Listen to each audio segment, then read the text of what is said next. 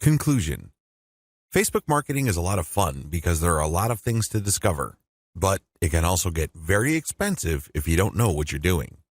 Follow the 8 proven promotion methods covered in this training so you can start your Facebook promotion campaign on a solid path to success. 10 common Facebook marketing mistakes. There are very common marketing mistakes that even promotion veterans commit on Facebook. It seems like even the very best of us are not immune to these common mistakes. It's a good idea if you want to save a lot of time, effort, and money at this point to become aware of these mistakes. This will decrease the likelihood that you will probably commit these same errors. Starting off paid campaigns with a bang.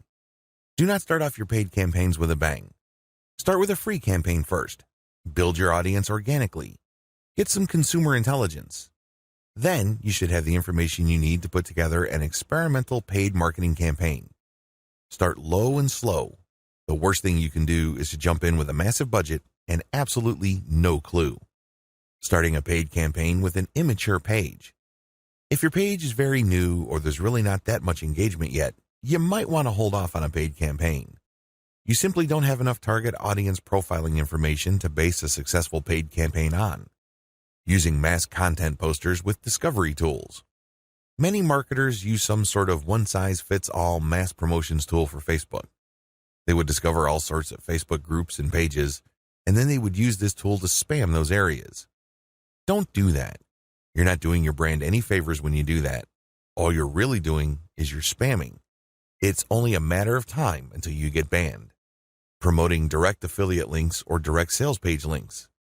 There's an old saying, you can lead a horse to water, but you can't make it drink. By the same token, you can get a lot of people on Facebook to click on your links, but don't expect them to convert once they go to that affiliate sales page or your own direct sales page. Why won't people buy? After all, they did click on your ad, right? Answer: they haven't been properly qualified. In many cases, they click out of curiosity. Maybe they clicked by mistake. Whatever the case, you still did not get a sale. Posting direct links is not the way to go. You have to build confidence. You have to build trust first. Pulling random content and curating them based solely on keywords. You can't be lazy and just set Facebook publication tools up to just pull any and all content from Facebook that has something to do with your keywords and then just blast them out. You're just spamming when you do that.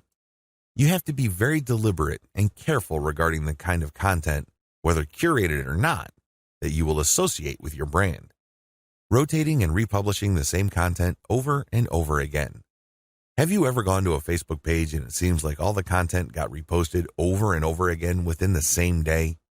The idea behind this practice is that the more Facebook audience members see the content, the more likely they will click through.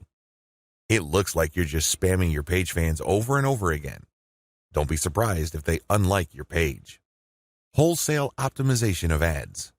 Another common rookie mistake on Facebook involves paid ads. If you notice that one of your ads is simply not performing, it's very tempting to just come up with a brand new ad by completely replacing the ad with something that looks totally different. When you do this, you really don't know which part of the new ad is succeeding or failing. You're basically taking shots in the dark. If your ad's performance improves, you don't know what caused the improvement. You have to have some sort of strategy or method that will enable you to track where the improvement in your click-through and, ultimately, your conversion rates are coming from. Simply swapping out ads in total or in whole doesn't really give you the data that you need to make effective decisions.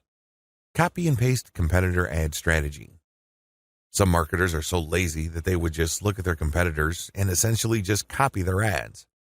Of course, they're not going to copy word for word, but they still end up failing. How come? Well, your competitor spent a tremendous amount of money optimizing the ads that they're showing. Their ads work. However, you won't get a competitive advantage if you copy them wholesale. You can't just copy somebody's ad without knowing what you're doing. Indeed, only a certain portion of your competitors' ads truly deliver results. If you don't know what you're doing, you don't know what portion that is, so you're basically taking a wild stab at your ad's design. You may be saying the wrong things at the right time, or you're saying the right things to the wrong people. You end up failing. Quitting paid marketing too early. Many rookie Facebook marketers have a one-time, big-time mindset. They've heard of how awesome Facebook traffic is, so they put together some hard-earned, precious capital to run an ad campaign. If the campaign doesn't work out according to their expectations, they're too quick to pull the plug and quit FB ads altogether. Just because things aren't working out, it doesn't mean that you have to pull the plug on the whole thing. You can stop certain campaigns and start new ones and operate with the same budget. You can make modifications of your existing campaigns. Failing like a huge train wreck. Have you ever seen a slow-motion train wreck? It's quite sad because it's all too predictable, but you can't turn your head and look the other way. You want to know what's coming next. You know, at the back of your head, what exactly is going to happen, but it's so slow, so massive, that you just can't help but look. Your Facebook marketing campaign can proceed the same way. You know that the campaign is failing, but you can't quite put your finger on the cause. So you just go through the motions like a deer with its eyes caught in the headlights. Why not choose to learn how to fail quickly? Since you're not going to make 100% of your shots, learn to live with this fact and move on. Learn to fail quickly using a tiny budget. This way, you can run many different experiments. Even though the vast majority of them are failures, that's okay. You only spend a fairly small amount of money figuring out winning ads. Please understand the nature of the 10 mistakes above. Imagine yourself being in situations where these mistakes are likely to take place. Learn how to spot them well in advance. Prepare your plan B should you find yourself committing these mistakes.